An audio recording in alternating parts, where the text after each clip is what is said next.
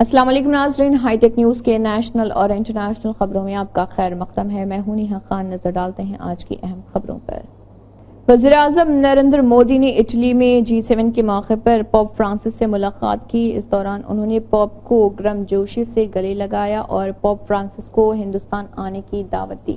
وزیراعظم مودی پوسٹ میں کہے، G7 سربراہی اجلاس کے موقع پر پوپ فرانسس سے ملاقات ہوئی۔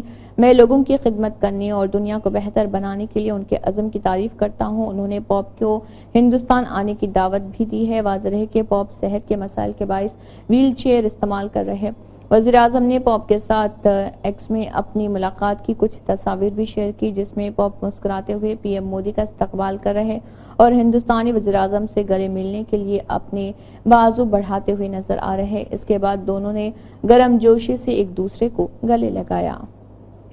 شمالی ہندوستان کے میدانی علاقوں میں ان دنوں شدید گرمی پڑ رہی۔ جیسے جیسے صبح ہوتی ہے، شدید گرمی درجہ حرارت میں اضافہ کرتی ہے۔ لوگوں کو گھروں سے نکلنے میں مشکلات کا سامنا ہے۔ موسمیاتی مرکز نے کہا کہ فی الحال شمال ہند کے میدانی علاقوں میں گرمی کی لہر اور گرمی سے کوئی راحت نہیں ملے گی۔ دراصل اس وقت سورج کی براہ راست کرنیں میدانی علاقوں میں زمین پر پڑ رہی، جس کی وجہ سے درجہ حرارت بڑھ رہا۔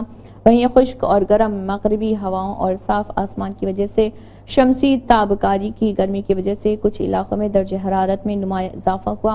اتر پردیش کے کئی حصوں میں گرمی کی لہر اور مشرقی اتر پردیش کے جنوبی حصے میں کچھ مقامات پر شدید گرمی کی لہر برقرار ہے۔ الہ آباد میں 46.9 ڈگری سیلسیس درجہ حرارت کے ساتھ ریاست میں سب سے زیادہ مقام گرم رہا۔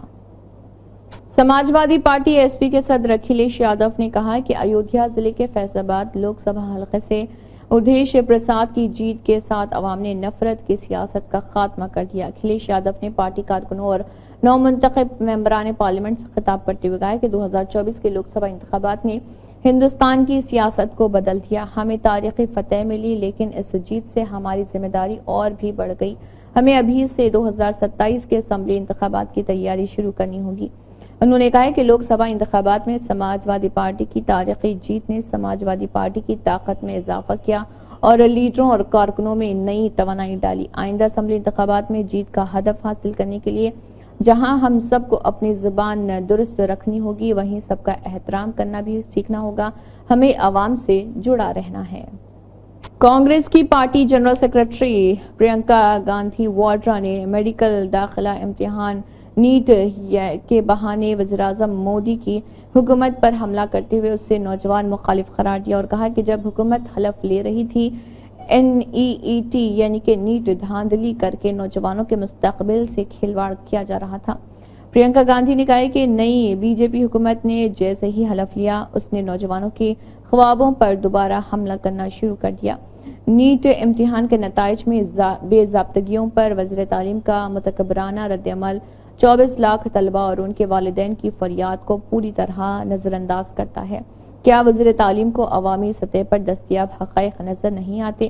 کیا حکومت بہار اور گجرات میں کی گئی پولیس کارروائیوں اور پکڑے گئے ریکٹ کو بھی جھوٹا مانتی ہے؟ کیا یہ بھی جھوٹ ہے کہ 66 ٹاپرز کو پورے نمبر ملتے ہیں؟ سوال یہ ہے کہ لاکھوں نوجوانوں اور ان کے والدین کو نظر انداز کر کے حکومت سسٹم میں کس کو بچانا چاہتی ہے؟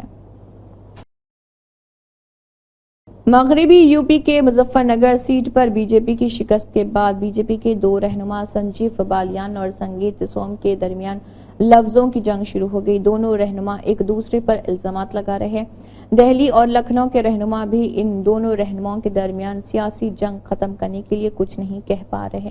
اب ان دونوں کے درمیان تنازع میں سماجوادی پارٹی داخل ہو گئی ہے۔ مظفر نگر لوک سبھا سیٹ سے ایس پی کے نومنتخب رکن پارلیمنٹ ہریندر ملک نے دونوں کے درمیان جھگڑے کی سی بی آئی جانچ کی بات کی ہے۔ ایس پی رکن پارلیمنٹ نے کہا ہے کہ دونوں لیڈروں کے درمیان جاری تنازع کی جانچ سی بی آئی سے کرائی جائے، اس تحقیقات سے صاف ہو جائے گا۔ اور ہریندر ملک نے کہا ہے کہ یہ بدقسمتی کی بات ہے کہ دونوں رہنما سڑکوں پر بات کر رہے۔ ہریندر ملک نے کہا ہے کہ جہاں تک اس خط کا تعلق ہے، اس کی سی بی آئی تحقیقات ہونی چاہیے کہ اسے کس نے تقسیم کیا اور کس نے اس پر دستخط کیے۔ ہمیں لگتا ہے کہ سنجیو بالیان پر غلط الزامات لگایا گیا ہے اور ان کے کیریئر پر سوالیہ نشان لگا دیا گیا ہے۔ اسی کے ساتھ ہائی ٹیک نیوز کے نیشنل اور انٹرنیشنل خبریں اختتام کو پہنچتی ہیں۔ اللہ حافظ۔